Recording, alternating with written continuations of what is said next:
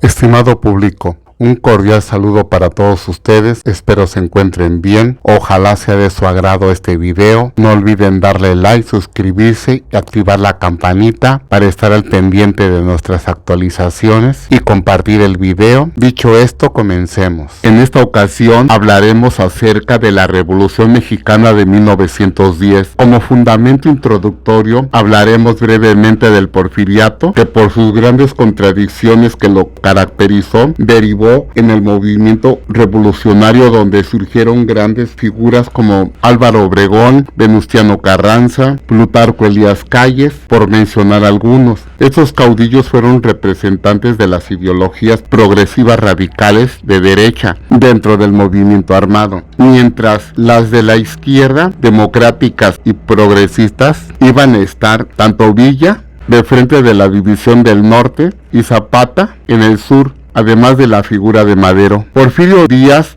arribó al poder político a través del Plan de Tuxtepec, repeliendo al movimiento de los iglesistas y lervistas, que apoyaron a Lerdo de Tejada por intentar reelegirse y mantenerse por más tiempo en el poder político. Sin embargo, dicho Plan de Tuxtepec arribó al poder e impuso una dictadura de 30 años. Díaz, por otra parte, cuando dependía en su momento histórico, en los tiempos de Juárez, por el cual luchaban ambos por el programa liberal, base jurídica de la República Liberal, que se pretendía implementar en aquellos momentos. Sin embargo, ya en el poder político supuestamente se implementó el programa liberal y al tratar de imponerlo de una manera pragmática, no existían las condiciones tanto políticas como económicas para que fuera viable en la realidad, ya que Díaz arribó al poder bajo el lema orden y progreso. Ese orden no era otra cosa que reprimir las huelgas tanto de Cananea como de Río Blanco, donde fueron intervenidas posteriormente militarmente. Otra forma de entender el orden, de acuerdo al criterio de Díaz,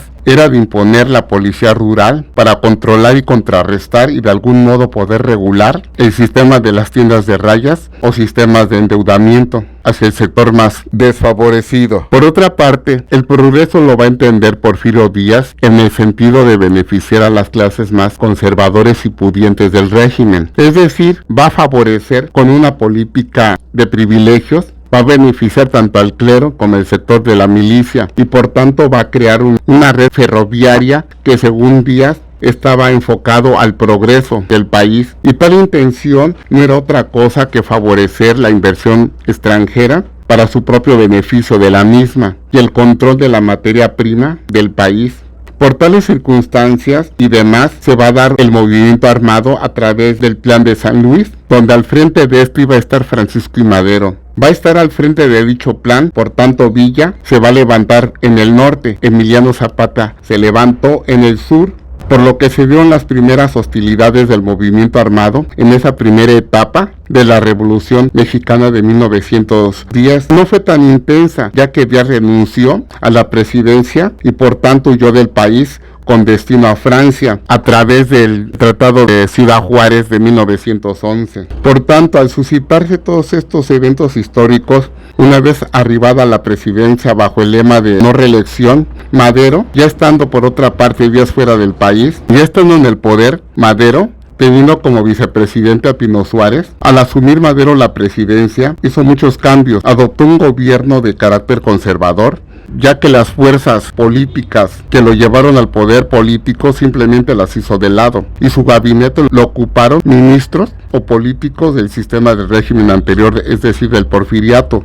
Enfrente del ejército colocó a Victoriano Huerta, a su enemigo político que más tarde lo va a separar del poder político a través del pacto de la embajada, que derivó en la Decena Trágica, donde Madero fue desplazado del poder político junto con Pino Suárez. Sin embargo, antes de este hecho histórico, donde Madero fue desplazado del poder político junto a su vicepresidente Pino Suárez, al no tomar la determinación de imponer los ideales de los grupos progresistas y radicales del movimiento armado que él representaba, decidieron, de acuerdo a este comportamiento inusual de Madero, decidieron volverle la espalda. A través de los proyectos del Plan de Ayala, que no era otra cosa más que desconocer la presidencia de Madero, ya que no actuó conforme a lo que realmente eran los ideales de Zapata, que era devolverles la tierra, que de algún modo él ya había prometido en su discurso. Pascual Orozco, por otra parte, también a través del plan de la empacadora, pedía la renuncia de Francisco I. Madero desde el norte. Sin embargo, Villa siempre le fue leal al presidente Madero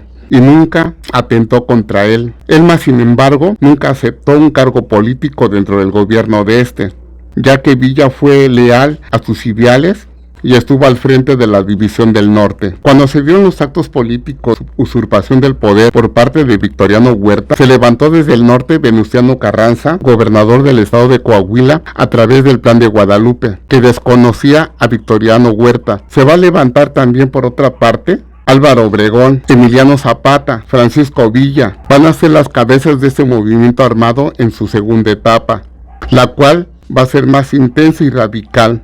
Van a intercambiarse posiciones en el mando, es decir, Villa va a depender de las decisiones que tome Venustiano Carranza en un momento determinado, así como Obregón y Carranza van a estar por otra parte luchando del mismo lado ante Victoriano Huerta. Este usurpador va a estar al frente de la presidencia hasta 1914. Mientras Zapata lo hace por el sur, va a depender más que de sí mismo bajo el criterio de tierra y libertad.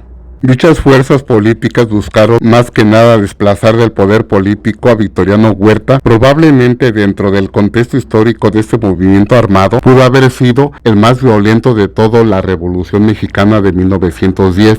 Ya vendrá una tercera etapa de dicho movimiento armado que tendrá como fundamento la Constitución, como fundamento constitucional, la creación de la Constitución de 1917. Pero eso es tema para otro video. Gracias, estimado público, por haberme escuchado y espero que les haya agradado este video.